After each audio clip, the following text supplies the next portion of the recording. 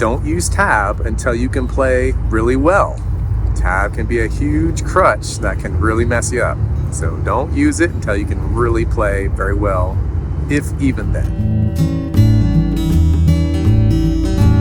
If you are hesitant to make the shift from tab to by ear, remember that eventually you are going to have to make the transition. People don't play with tab in front of them on stage or at the jam session. Time and time again, I've seen folks that switch from tab to by ear, and that has so frequently, pretty much always, as far as I can remember, been the most important thing they do when they're learning. If you feel like you are primarily a visual learner, remember that the very first language that you learned was probably English, and how did you learn it? By ear. Mumbling, imitating until you can speak coherently. So just remember that our first language we learned by ear. So you can do it again. Try a few by ear teachers and see who you connect with. You can learn a lot from someone even in just one lesson, and that way you're also contributing to the community. Learn all of the chords to every tune and song that you learn. Most of the time you're just going to be chopping the rhythm, so it's really important to learn the chords, and that can help learning the melody too. Be careful with the Strum Machine. It can help, but it can also become a crutch like tab. So try to look at the names of the chords as infrequently as possible as you learn to memorize them. A bad diet can impede your progress, so make sure you're very careful with how much, when, and how you're putting stuff into your body, because that can affect how you're learning. For a heart that's weary, stick to the 3 pillars of practice: grunt work, internal repertoire, and external repertoire. Every day, balanced diet for steady progress. Please like and subscribe. Go ahead and hit that little bell there for the notifications, and you'll get all the good stuff from Noya Mountain Music. Thank you. And please consider becoming a patron on patreon.com/Noya Mountain Music. Listen to the music. Listen to the first generation bluegrass, Bill Monroe, the Stanley Brothers, Flatt and Scruggs. You can get into Jimmy Martin, the Osmond Brothers, and Jim and Jesse. This is where most of the jam session material is going to come from. So you can diet the music. It can be very important to play along with those recordings from the early first generation bluegrass. So you get the feeling, you get the time, you get the emotion. You can start to flow with the ebbs and the swells of the timing, because they have dynamic timing. This is before people were playing to click tracks. So play along to the early records that made the genre popular. Learn to hear the chord changes. So as you're playing along to the first generation bluegrass, aim to pick out the chords when you hear it change. Most of this stuff is going to be 1, 4, 5. So if you're taking a guess, you're going to have a 50% chance of being right, because it's either one or the other when you hear it change. River where the dolphins swim so free. There's a tree called Bluegrass. Learn what 1, 4, and 5 means. That's the Nashville number system. Magic, yet your eyes roll open wide. Learn the intervals of the chord tones. That's 1, 3, and 5 generally. So you can confidently know what people are saying when they're saying either 1, 4, 5 or 1, 3, 5, and figure out what those different contexts are and be able to apply them on the spot.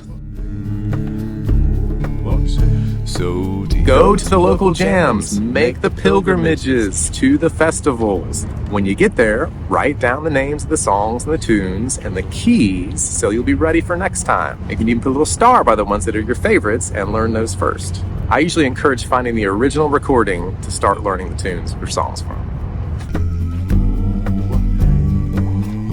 Learn to read the guitar chords visually. This is very important. So if you're chopping the mandolin, you can look at the guitar player and tell what a G chord is, or a C chord, or a D chord.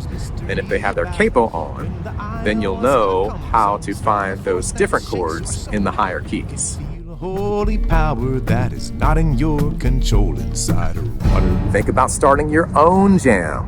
Research how to do this well and to be a good host. Invite people that you like. Have fun harmonizing socially and musically. Become more comfortable with networking in your local area. It's really important for us to be good members of the community, practice our social skills, Be friendly and courteous. Remember people's names. You know, my friend Mickey Abraham, great teacher, had a piece of advice from his dad that was like this: to be interesting, be interested. And you can always go with the FROG acronym for, hey, what's your family like? What do you do for recreation? What's your occupation? What are your goals? FROG, family, recreation, occupation, and goals. FROG.